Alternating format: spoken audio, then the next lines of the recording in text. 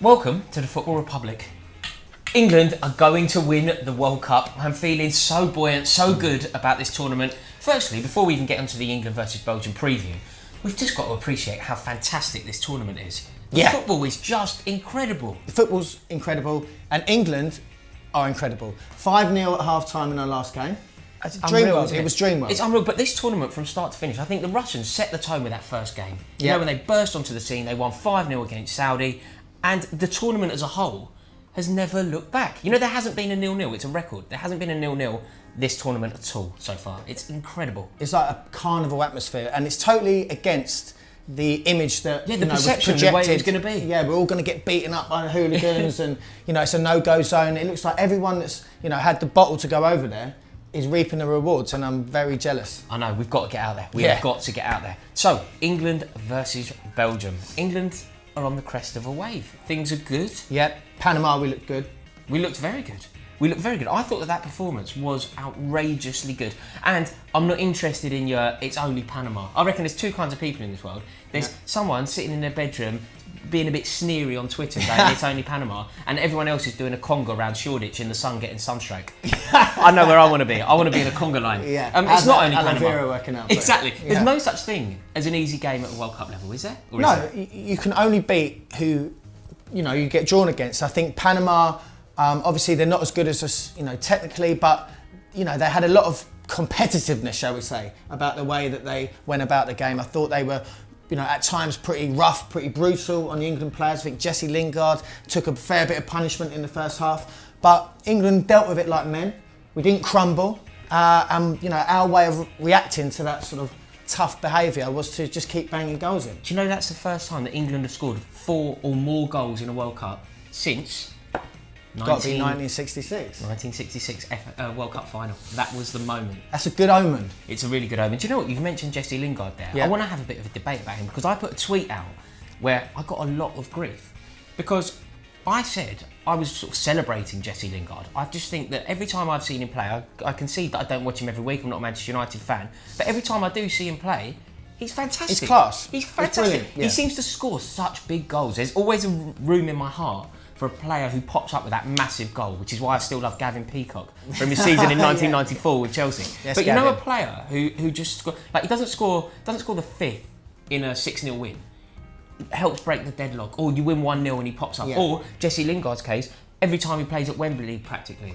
That kind of player is so valuable, particularly in cup competition. Yeah, he's got the Midas touch, and I think for such a sort of slight player, he gets himself into these positions, and he's got a bit more strength than he looks to have. The way he kind of glided past those defenders to ping off that right goal foot shot. was so good. If Felipe Coutinho scored that, people would be raving about him. But because it's Lingard and he does a mad celebration, which I love. Yeah. He doesn't seem to get the praise. It has to be up there. When we do the goal of the month, goal of the tournament competition, I think Jesse's strike has got to be well up there. Yeah, it's certainly in the conversation. Yeah. So Panama is now history, and we're going to focus on Belgium. How do you see this one going? This is a big one, isn't it? Well, this is the big one, and there's been a bit of debate around whether England should, go for the win, or whether it's going to be better for us to, get that second place position, so we play potentially Mexico or whatever in the next round, avoid the Germany, Brazil quarters.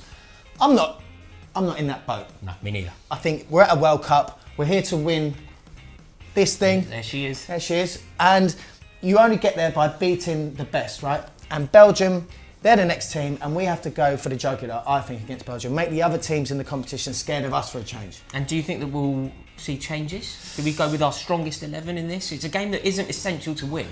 Yeah, In terms of progression. I think it is essential to win, don't get me wrong. I think for the buoyancy, for the confidence, I think that you need to go into every game in a cup competition with the intention of winning. Yes. But momentum. speaking, you don't need to win it. So will we see changes? I think we'll see changes, not because we feel we don't need to win it, but because you need to use your whole squad, I think, in a long tournament like this. Hopefully it will be a long tournament, and we're going to be here well into July.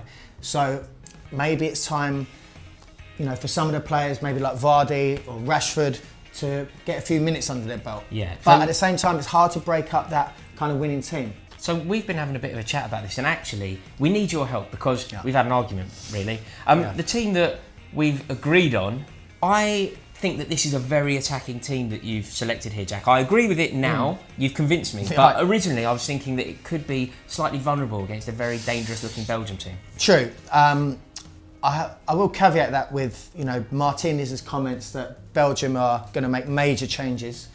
Whether that's just, the manager's bluff and spin, we don't know. But, major changes could mean he's going to rest the likes of Hazard and Lukaku.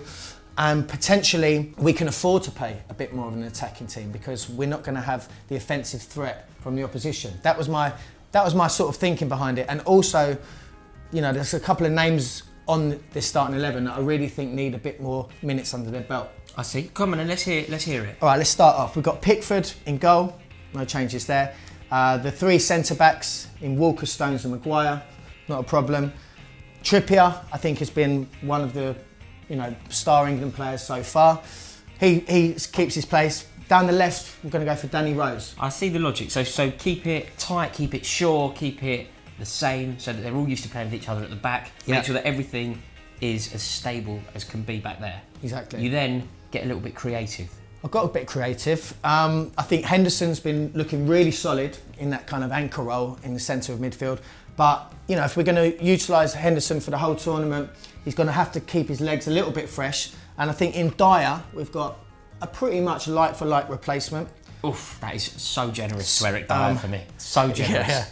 Yeah, Jordan, if you're listening. Yeah. No, but seriously, I do think Henderson's a better player.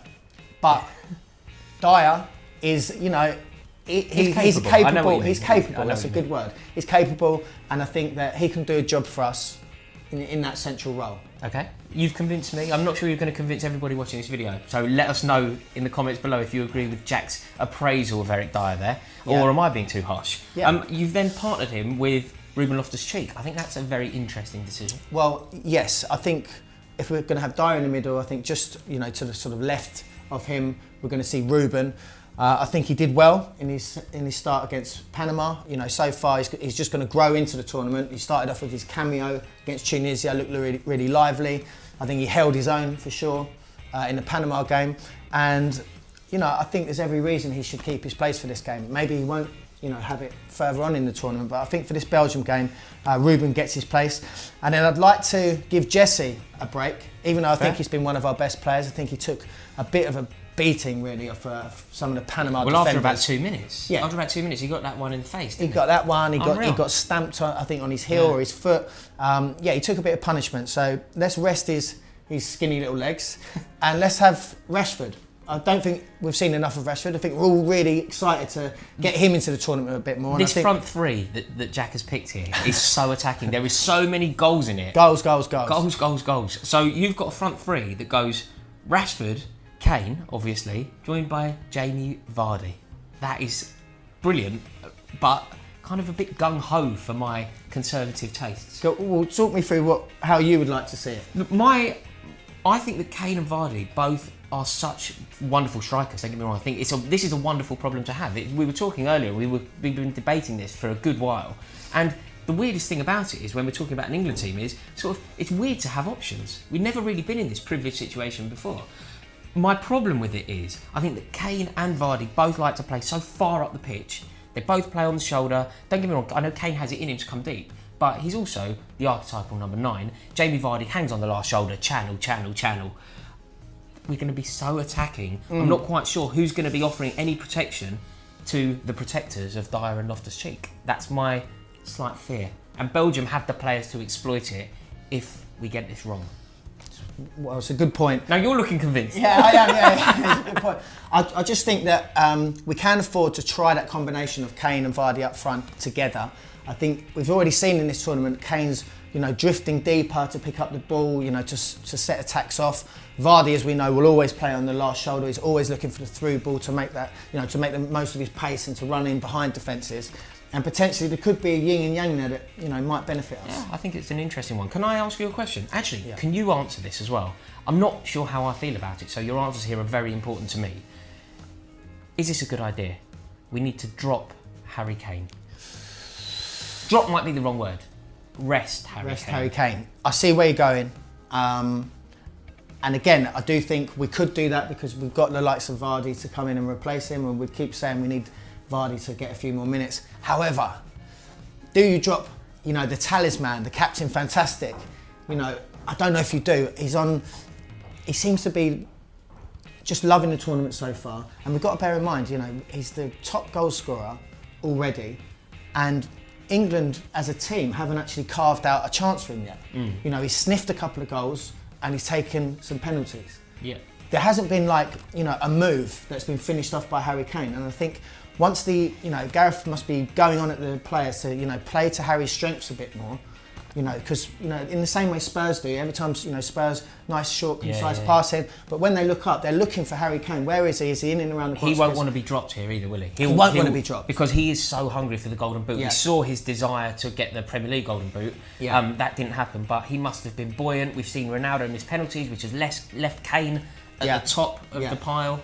He's going to want this, isn't he? And do you know what? I think if you do drop him, I think he's a bigger man than this, and I don't think he'd throw the toys out of his pram. No way. If you do drop him, you run the risk of like, almost like at this point, I just want everyone around him just to be like, yes, Harry, you're the man, to keep that confidence up in him. Okay. And I think if we make him sit out a game on the bench, you know, he might just sort of deflate somewhat, and I think we want to avoid that at all costs. You think start Kane? I think start Kane. Comment below, let us know, do you agree with that? I've got a comment here. It's from Scott Richards, and Scott has said, my dog could beat Panama and he's 9 years old. Should we not get carried away?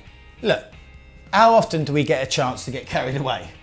I think we should get carried away. I don't think it's a choice. I don't think people are opting in to getting carried away. It's something that's happening by accident.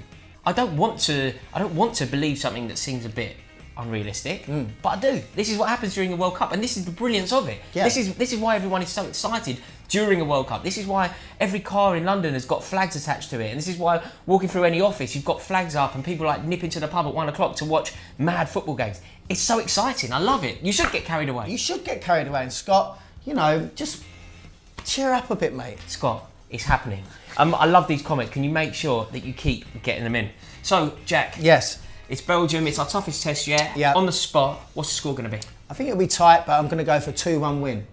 2-1 win. I think that that's an interesting one. I actually think you could be correct.